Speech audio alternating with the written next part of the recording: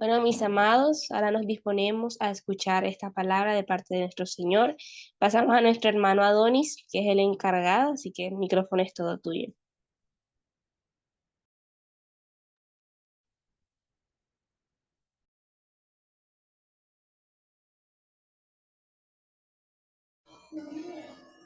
Buenos días, hermanos.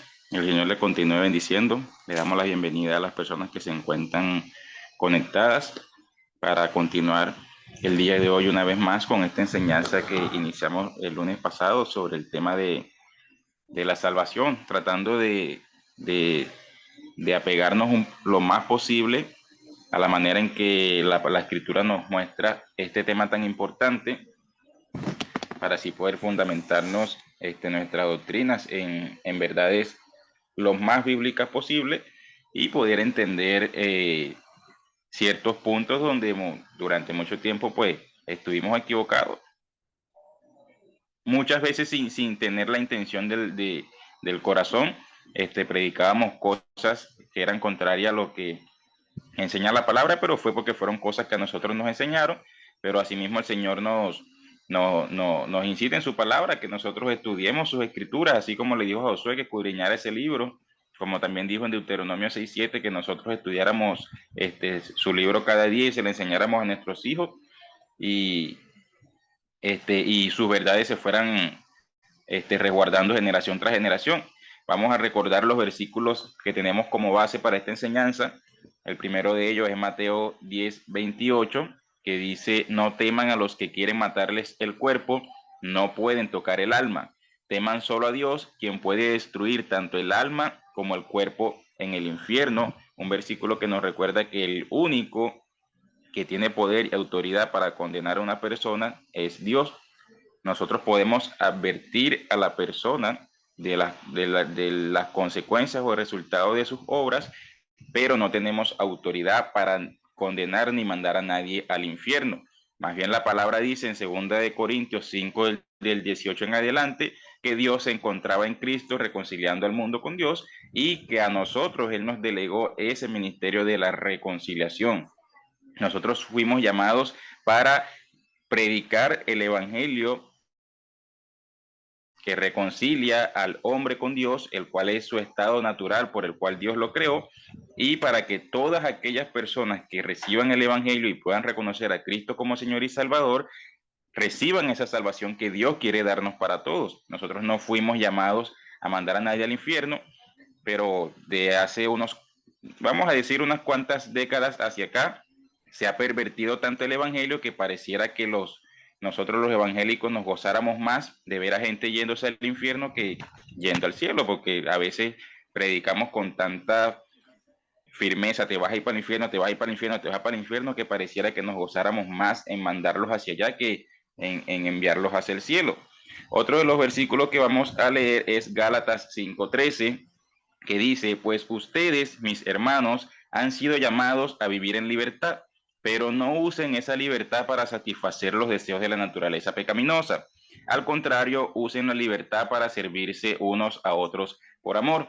Un versículo que, como le comenté la semana pasada, muchas veces tocar el tema de la salvación desde este punto de vista, muchas personas prefieren cohibírselo porque hay personas que, aunque están dentro de la iglesia, no tienen un corazón verdaderamente entregado a Cristo, y entender este tipo de cosas los hace llevar al libertinaje. Y es lo que dice Pablo: no tomen la libertad que tienen en Dios para vivir una vida que haga satisfacer los deseos de la naturaleza pecaminosa, es decir, para que vivan en libertinaje.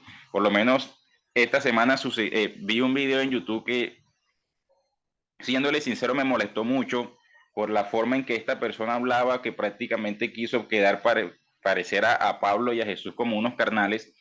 Un predicador de esto que enseñan de que las personas siendo cristianas pueden tomar licor, porque la Biblia dice: no te embriagues con vino, y si tú sabes que dos cervezas o dos copas de vino no te embriagan, tú te puedes tomar esas dos cervezas porque no te estás embriagando, que es lo que dice la Biblia. Pero esta persona dijo algo que me molestó muchísimo, y él decía: si Cristo y Pablo bajaran hoy y se sentaran aquí conmigo, él se tomaran dos cervezas conmigo cada uno. O sea, como que prácticamente queriendo decir que tanto Pablo como Jesús eran pendencieros, pues como que ellos eran dados al licor porque nacía un deseo de ellos por tomar licor, que ese es el punto que muchos toman, porque toma el ejemplo de que Pablo le dice a Timoteo, toma vino para tus enfermedades, que la razón por la cual Pablo lo dice, porque pues en aquella época,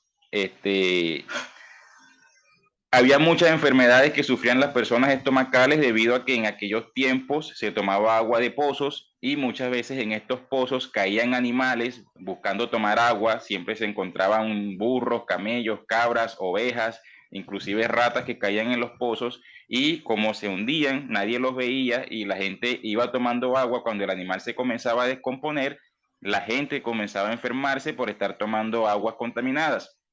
Una de las razones por las cuales Jesús tomaba vino en lugar de agua para evitar ese tipo de enfermedades que se daban en la época, y es otra de las razones por las cuales Pablo le dice a Timoteo, toma vino y no tomes agua.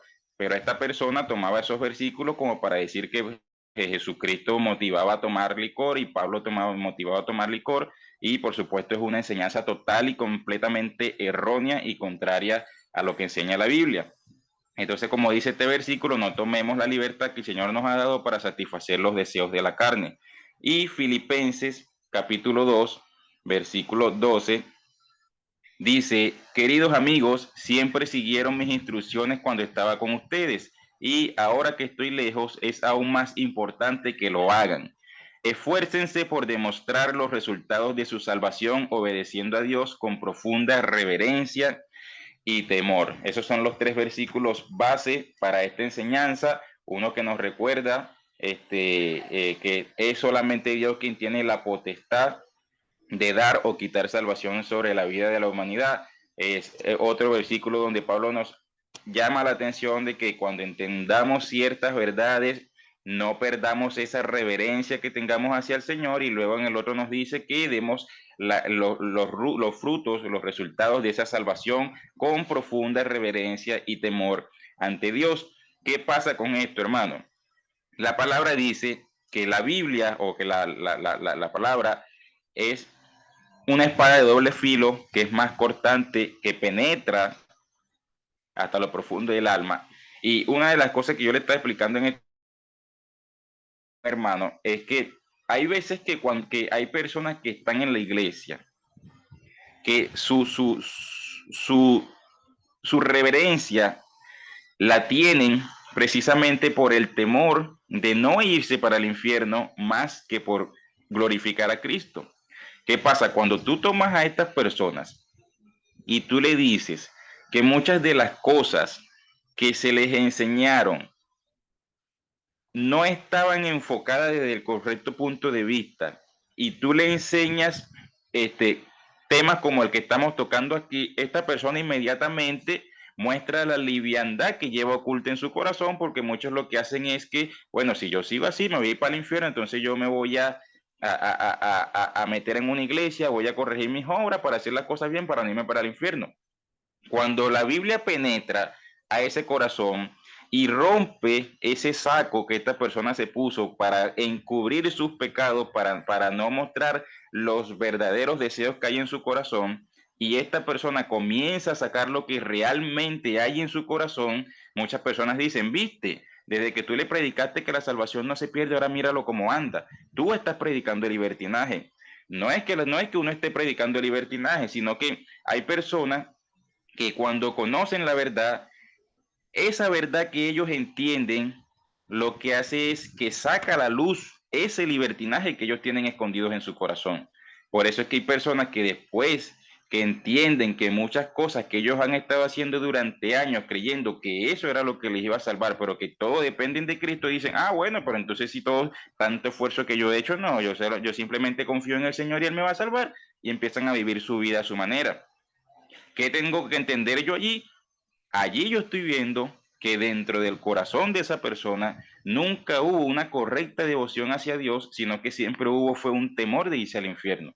Entonces esta persona estaba corrigiendo ciertas obras porque él pensaba que esas obras eran las que lo iban a mandar al infierno, pero en el momento en el cual entendió que a través de Cristo, que todos los que han sido escogidos por Cristo aunque usted cometa un error hoy, si usted fue llamado para salvación, usted va a alcanzar la salvación porque Cristo murió por esos pecados. Estas personas entonces dicen, ah, bueno, entonces vamos a darle rienda suelta a nuestro pecado. Y ahí es donde, si no recuerdo, es el libro de hay un libro que dice que pues diremos y viviremos en pecado para que la gracia abunde. ¿Por qué? Porque hay personas que cuando entienden lo que significa el concepto de gracia, entonces se van al extremo contrario y comienzan a vivir una vida de libertinaje.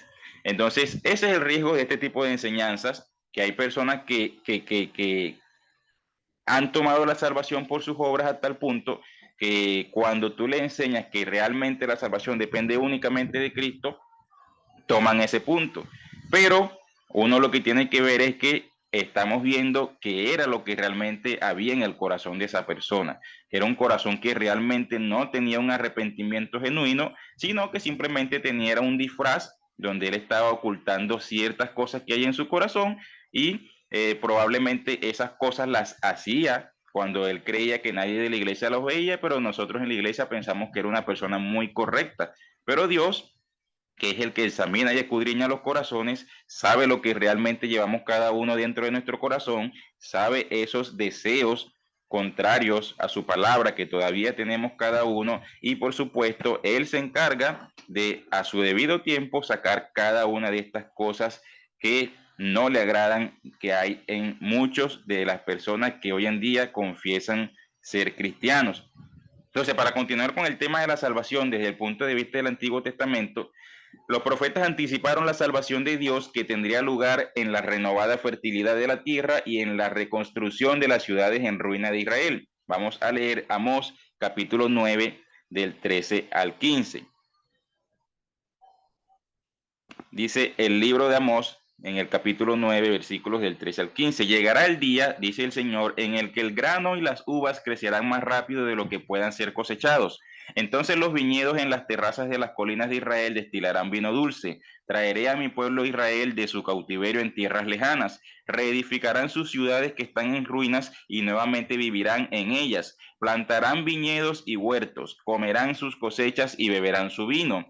Los plantaré firmemente allí en su propia tierra. Nunca más serán desarraigados de la tierra que yo les di, dice el Señor tu Dios. La salvación se extendería a todas las naciones que correrían hacia Sion buscando instrucción en los caminos de Dios. Vamos a leer esta vez Isaías capítulo 2, versículos del 2 al 4. Dice la palabra, en los últimos días el monte de la casa del Señor será el más alto de todos, el lugar más importante de la tierra. Se levantará por encima de las demás colinas y gente del mundo entero vendrá allí para adorar. Vendrá gente de muchas naciones y dirán, vengan, subamos al monte del Señor, a la casa del Dios de Jacob. Allí Él nos enseñará sus caminos y andaremos en sus sendas, pues de Sión saldrá la enseñanza del Señor, de Jerusalén saldrá su palabra. El Señor mediará entre las naciones y resolverá los conflictos internacionales. Ellos forjarán sus espadas en rejas de arado y sus lanzas en herramientas para podar. No peleará más nación contra nación, ni seguirán entrenándose para la guerra. Uno de estos tres versículos, el que más me gusta es el 3, donde dice, pues de Sión saldrá la enseñanza del Señor, de Jerusalén saldrá su palabra. Hace un tiempo atrás, leyendo un libro, no recuerdo exactamente el escritor, creo que era Arthur Pym, que hablaba sobre el avivamiento. Él mencionaba en ese libro que el concepto de avivamiento, como lo presenta la Biblia, hace referencia a un creciente deseo en el corazón de las almas por escuchar la palabra de Dios. Pero hoy en día llamamos avivamiento a un derroche de emociones. Por lo tanto, muchos de los movimientos que hoy en día se hacen llamar de avivamiento están más alejados del avivamiento bíblico de lo que nosotros podemos creer. ¿Por qué? Porque muchas veces como yo lo entendí, muchas veces en estas campañas de avivamiento, realmente cuando los que hemos ido a esta campaña, vemos más testimonio, que si vamos, oraciones, alabanza, pero el tiempo que se le da a la predicación de la palabra es muy corto y muchas veces la palabra es hasta liviana. Muchas veces las personas que llevan la batuta ese día llevar la palabra, lo único que hacen es de poesía, de que vienen cosas buenas, vienen carros, vienen casas, restauraciones familiares y no se le da valor a la palabra realmente. Y ese libro enseñaba acerca de eso, que el concepto de avivamiento, como lo presenta la Biblia, es un creciente deseo en el corazón de las almas por escuchar la palabra de Dios. Eso es lo que nosotros debemos llamar avivamiento. Miqueas capítulo 4, versículos del 1 al 4.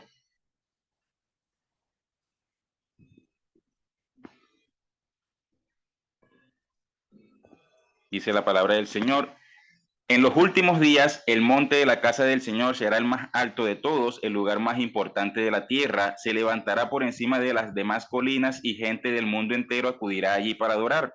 Vendrá gente de muchas naciones y dirá: vengan, subamos al monte del Señor, a la casa del Dios de Jacob. Allí Él nos enseñará sus caminos y andaremos en sus sendas, pues la enseñanza del Señor saldrá de Sión, su palabra de Jerusalén.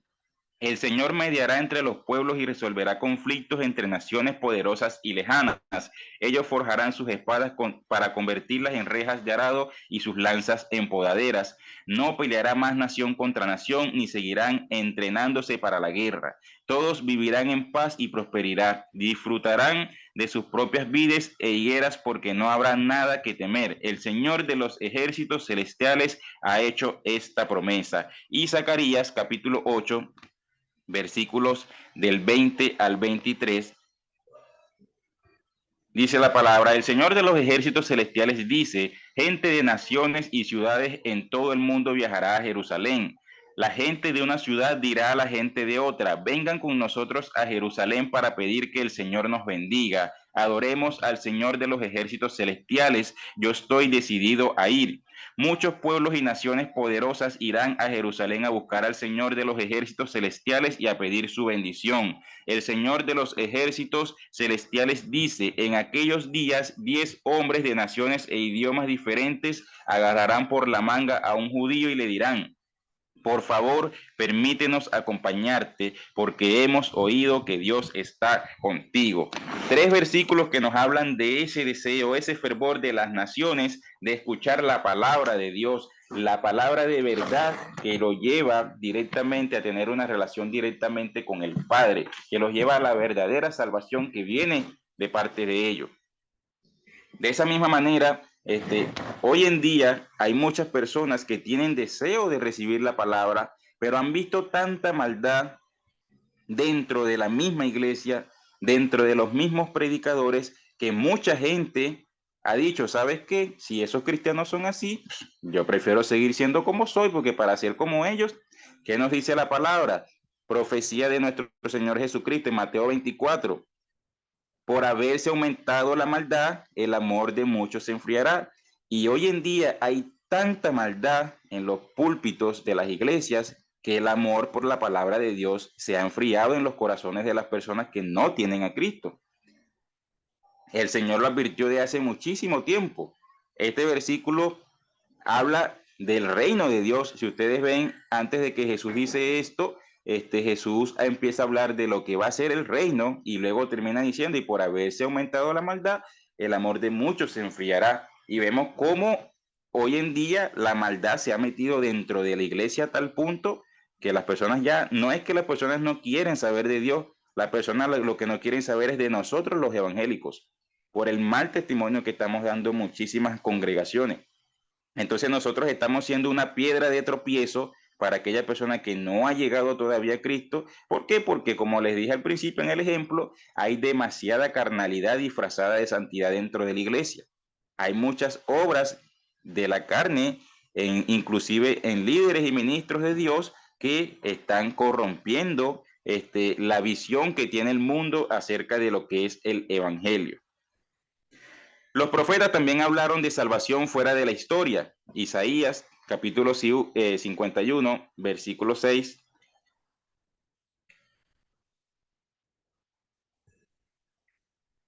Dice la palabra: levanten los ojos a los altos cielos y miren la tierra abajo, pues los cielos desaparecerán como humo y la tierra se gastará como una prenda de vestir. Los habitantes de la tierra morirán como moscas, pero mi salvación permanece para siempre. Mi reinado de justicia nunca tendrá fin. Palabra clave, mi salvación permanece para siempre, es decir, ella no es perecedera, ella no es condicional, ella no está sujeta a ciertas circunstancias que se puedan presentar para hacer que esta salvación que Dios da se rompa en algún momento.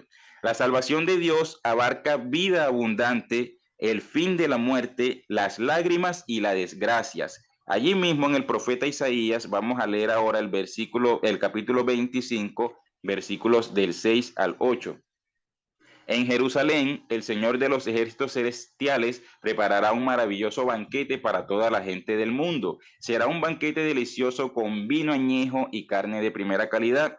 Allí Él quitará la nube de tristeza, la sombra de muerte que cubre la tierra. Él devorará a la muerte para siempre. El Señor soberano secará todas las lágrimas y quitará para siempre los insultos y las burlas contra su tierra y su pueblo. El Señor ha hablado.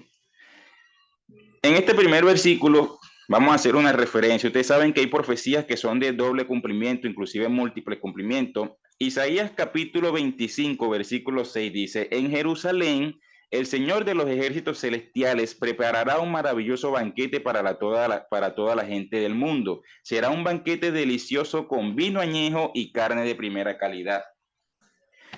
Vemos que el Señor habla de un banquete donde él va a estar dando vino. Por supuesto, sabemos que esto apunta a lo que sería su segunda venida, pero también nosotros en la Biblia tenemos un caso, y es que cuando Jesús aparece en su ministerio, ¿cuál fue el primer milagro por el cual es conocido por Jesús? Por la fiesta de la boda de Caná, ¿cierto?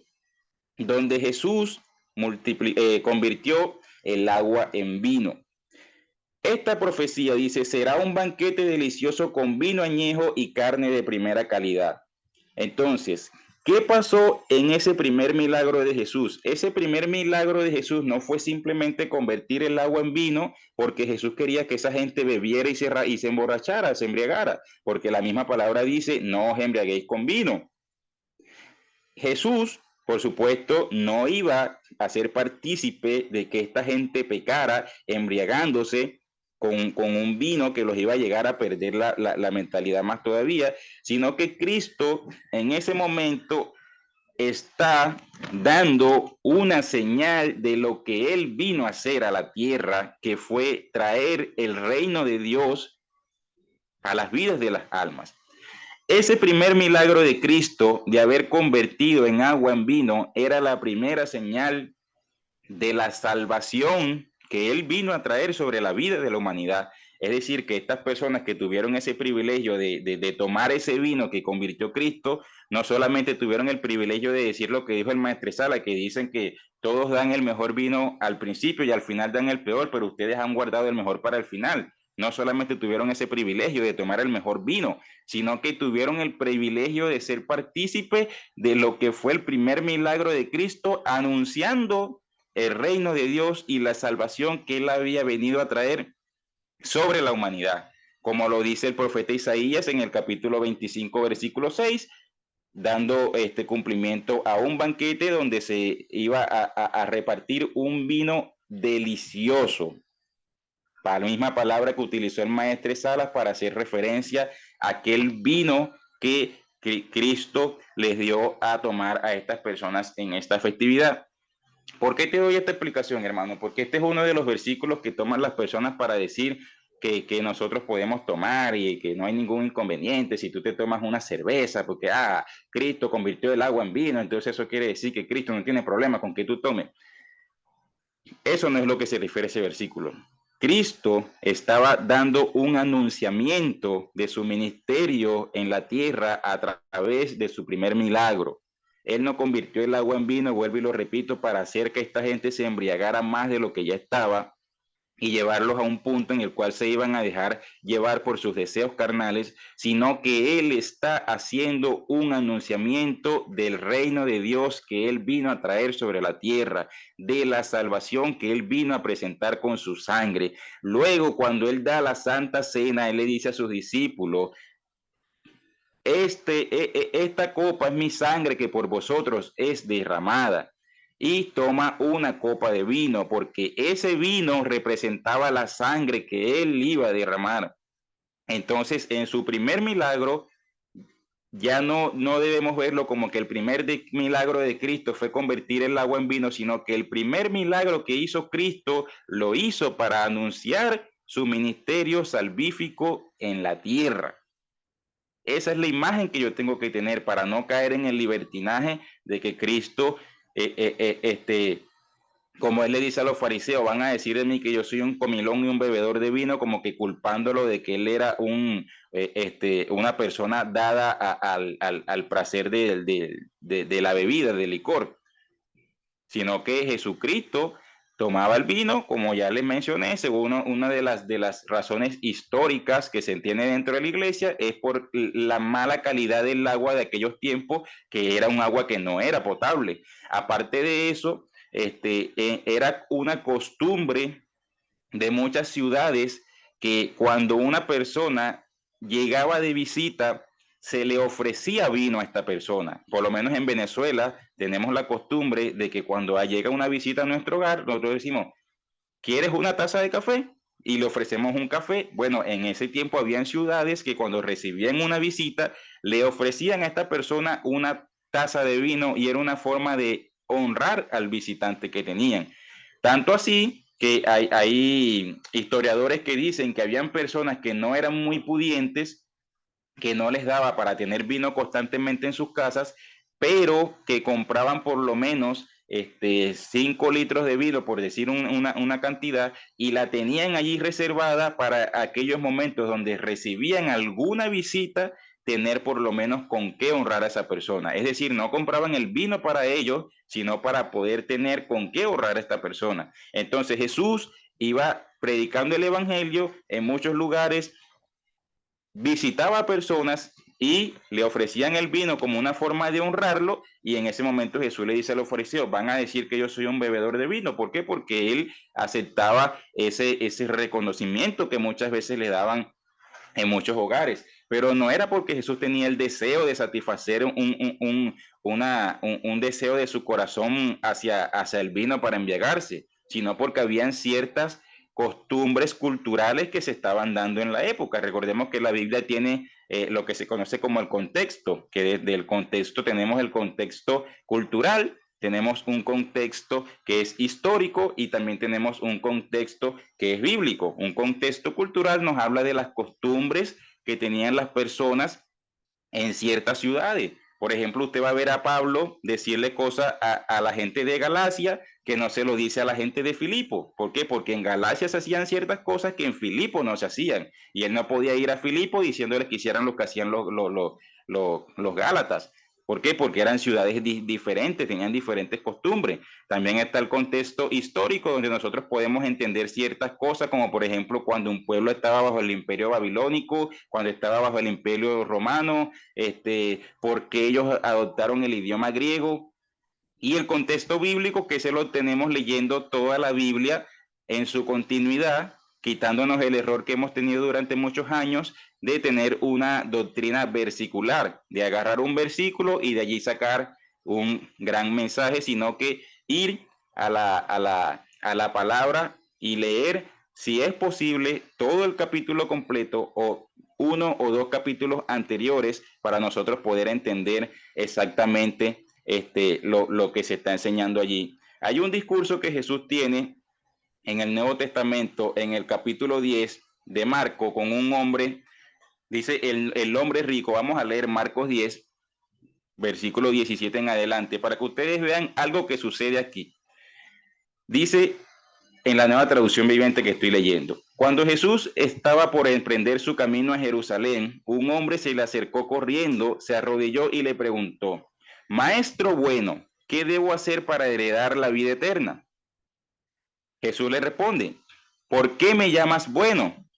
Preguntó Jesús. Solo Dios es verdaderamente bueno. Pero para contestar a tu pregunta, tú conoces los mandamientos: no asesines, no cometas adulterio, no robes, no des falso testimonio, no estafes a nadie, honra a tu padre y a tu madre. Maestro, respondió el hombre, he obedecido todos esos.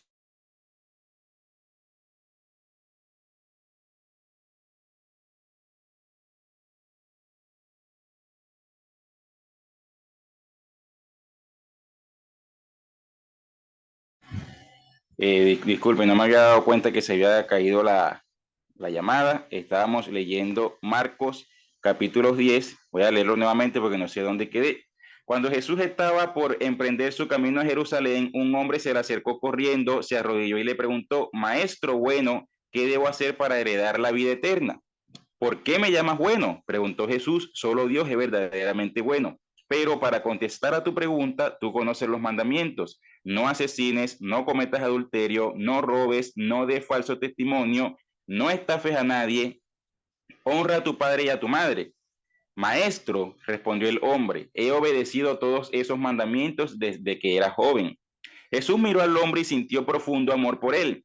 Hay una cosa que todavía no has hecho, le dijo: anda y vende todas tus posesiones y entrega el dinero a los pobres y tendrás tesoro en el cielo. Después ven y sígueme. Al oír esto, el hombre puso cara de larga y se fue triste porque tenía muchas posesiones. Entonces, ¿por qué te llevo a esta historia? Porque aquí en esta historia sucede algo. Primeramente, el hombre se le acerca a Jesús y le dice: Maestro bueno. A lo cual Jesús le responde: ¿por qué me llamas bueno? Solo Dios es verdaderamente bueno. Cuando nosotros leemos esta historia, una de las primeras interpretaciones que podemos darle es que Jesús le está diciendo a este hombre: no me digas bueno, porque yo soy un hombre al igual que tú y el único que puede ser llamado bueno es Dios. Pero llevándolo al punto de vista doctrinal, hoy en día todos nosotros entendemos que Jesús era Dios. Juan escribe su evangelio para hacernos entender esto. Y Jesús le dice a este hombre: ¿por qué me llamas bueno? Solo Dios es verdaderamente bueno. Y la segunda vez que este hombre se dirige a Jesús, ya no le dice maestro bueno, solamente le dice maestro. Y continúa en el capítulo 21 diciendo que Jesús miró al hombre y sintió profundo amor por él. ¿Qué sucede aquí?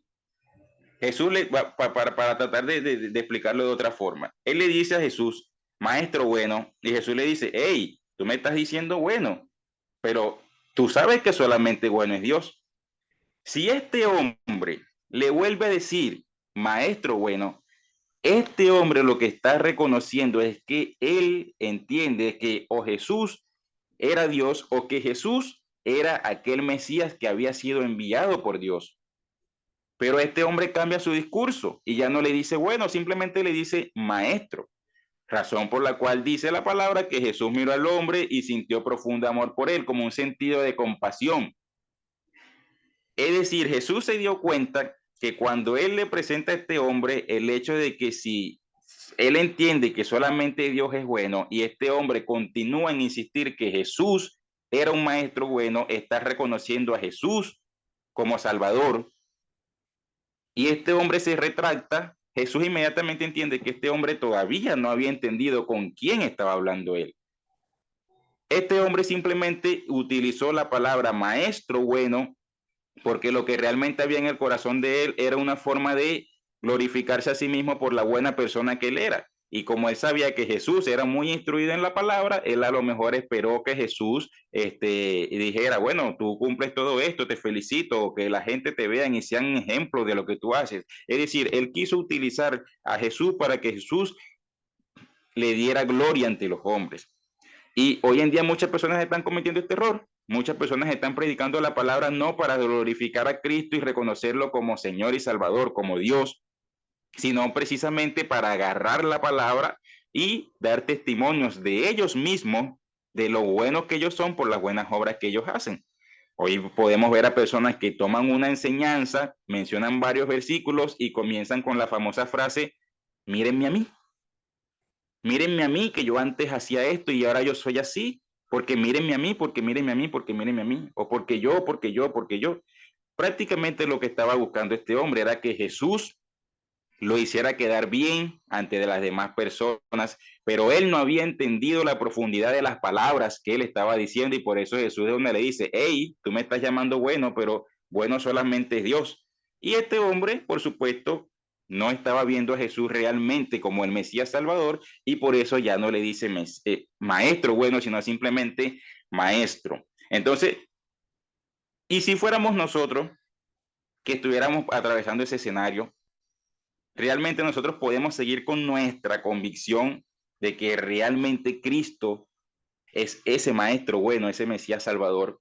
O al igual que este hombre, nosotros nos enfocamos más en nuestras propias obras y buscamos que nuestras propias obras sean las que nos glorifiquen, es decir, que nuestras propias obras sean las que nos vayan a llevar al cielo, porque por algo la Biblia dice que la salvación es por gracia y no por obra, para que ninguno se gloríe. Y vemos el caso de este hombre que intentaba gloriarse por sus buenas obras e inclusive intentó utilizar las enseñanzas de Jesús para él poder mostrar a través de las mismas palabras de Jesús lo bueno que él era por la forma en que él cumplía esas cosas que Jesús decía. Pero Jesús, quien conoce su corazón, le dice: mira, no has hecho lo más importante, despréndete del amor por las posesiones terrenales. Dice que este hombre se sintió muy mal en su corazón, porque eso era lo que había en su corazón, que estaba disfrazado detrás de las buenas obras que él hacía, y a lo que Jesús le dijo esto, simplemente ya se apartó de Jesús, porque él no quería dejar de desprenderse de sus posesiones terrenales. Él no tenía la mirada realmente puesta en el reino de Dios o en Jesucristo como él quería demostrarlo. Como está la situación, vamos a incluirnos a todos, de muchos de nosotros hoy en día, que realmente tenemos muchas buenas obras, pero hay cositas todavía que si el Señor Jesucristo nos las toca, mira, nos desligamos.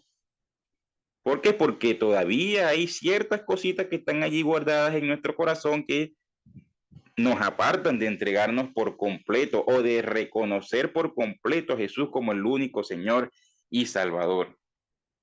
A lo largo a lo largo de gran parte del Antiguo Testamento, la salvación es una experiencia colectiva o comunitaria, es decir, que se da para un pueblo, una nación o varias personas en conjunto. No obstante, en los Salmos hay una especial preocupación por la salvación del individuo de la amenaza de los enemigos. Vamos a leer Salmos capítulo 13, versículo 5. Salmos capítulo 13, versículo 5.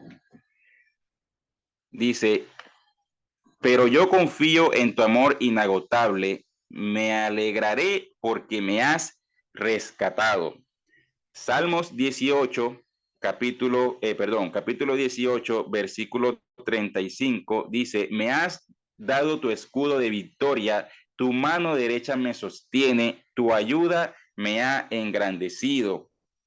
Y Salmos 24, 5, dice la palabra: ellos recibirán la bendición del Señor y tendrán una relación correcta con Dios, su Salvador. Aquí estamos viendo la salvación desde un punto de vista personal, individual, donde Dios nos da esa salvación personal, pero también nos hace el llamado de que cada uno debemos abogar por buscar esa salvación personal en nuestras comuniones, en nuestra vida de entrega al Señor. La salvación es una experiencia colectiva.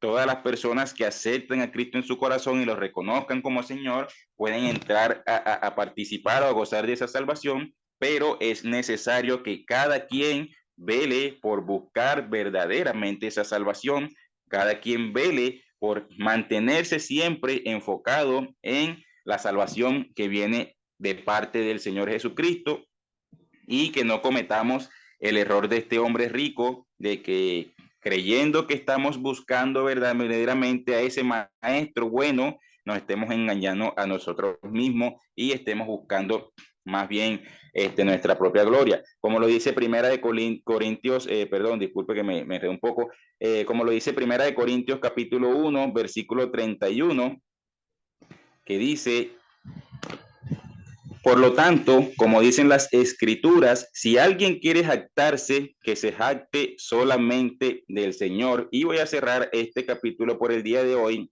yendo al caso que nos vemos en el libro de Hechos, capítulo 26, donde tienen a Pablo para ser juzgado. Permítanme que le consiga la cita. En un momento que se me perdió la cita, ya la busco.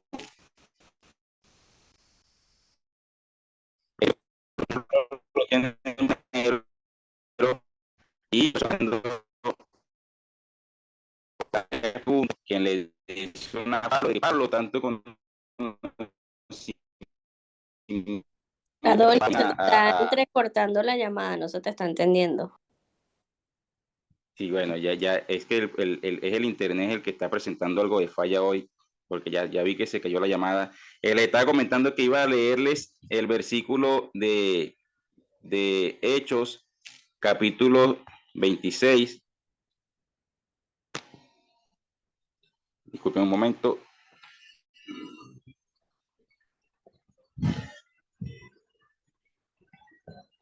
Del Hechos 26, del 24 en adelante, dice: de repente Festo gritó: Pablo, estás loco, tanto estudio te ha llevado a la locura. Pero Pablo respondió: no estoy loco, excelentísimo Festo, lo que digo es la pura verdad. Y el rey Agripa sabe de estas cosas. Yo hablo con atrevimiento porque estoy seguro de que todos estos acontecimientos le son familiares, pues no se hicieron en un rincón. Rey Agripa, ¿usted les cree a los profetas? Yo sé que sí. Agripa lo interrumpió: ¿acaso piensas que puedes persuadirme para que me convierta en cristiano en tan poco tiempo?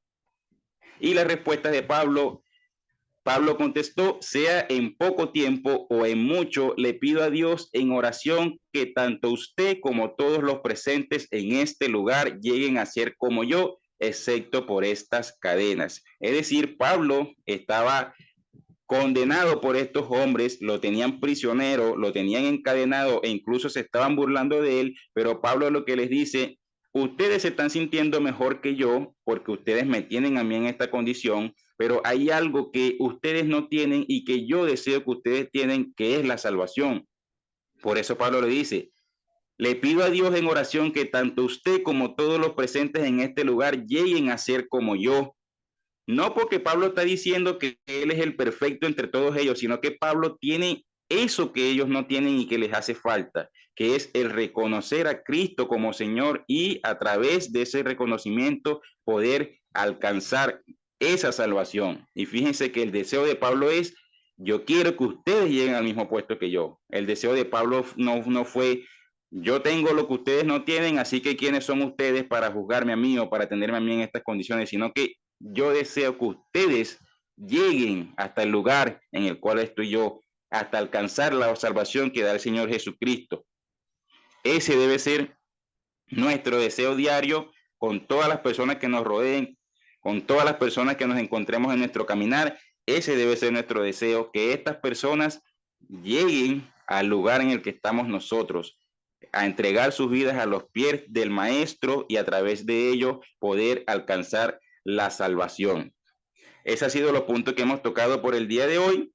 La semana que viene vamos a tocar unos puntos más centrados en lo que es el Nuevo Testamento y vamos a comenzar a ver dónde nosotros realmente podemos entender si nosotros hemos entendido lo que es la salvación y si nosotros nos estamos guardando en esa salvación que nos fue dada. Le damos las gracias a todas las personas que se conectaron y me gustaría que pudieran escuchar la canción que tenemos para cierre. Bendiciones, hermanos.